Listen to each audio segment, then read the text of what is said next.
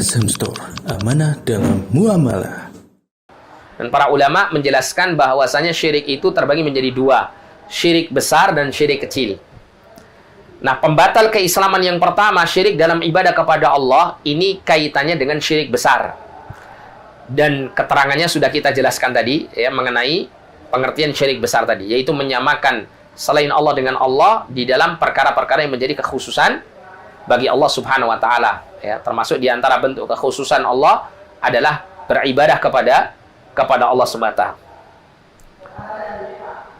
Jadi para ulama sepakat orang yang tidak diampuni dosanya oleh Allah Subhanahu wa taala adalah orang yang mati di atas syirik besar dan dia tidak bertobat kepada Allah Subhanahu wa taala. Sedangkan yang diperselisihkan oleh para ulama adalah syirik kecil.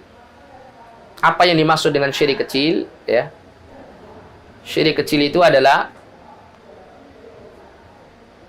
kesyirikan yang dikatakan, ya, ada dua pendapat, ya, para ulama menjelaskan syirik kecil atau syirik asghar itu. Yang pertama, syirik asghar atau syirik kecil adalah segala sesuatu yang disebut dengan istilah syirik oleh dalil-dalil syariat, akan tetapi terdapat juga dalil yang menunjukkan bahwa perkara tersebut tidak termasuk ke dalam golongan syirik besar.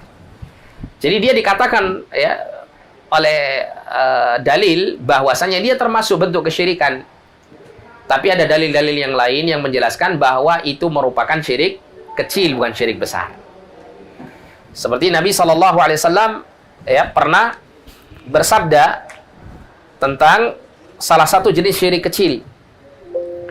Nabi SAW pernah mengatakan, akhwafu ma akhafu alaikum asyirkul asghar.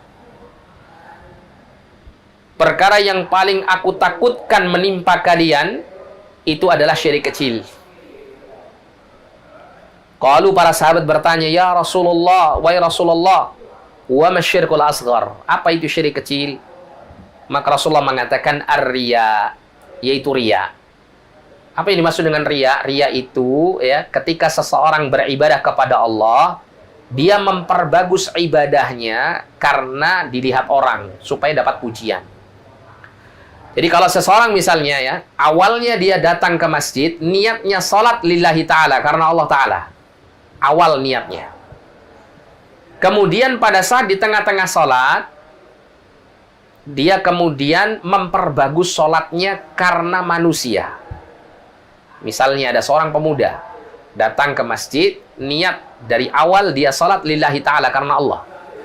Kemudian, ya, di tengah-tengah salat ternyata ada seorang bapak yang mendampingi dia pada saat itu salat sunnah bersama misalnya. Ya, di sampingnya ada seorang bapak yang salat sunnah bersama dia.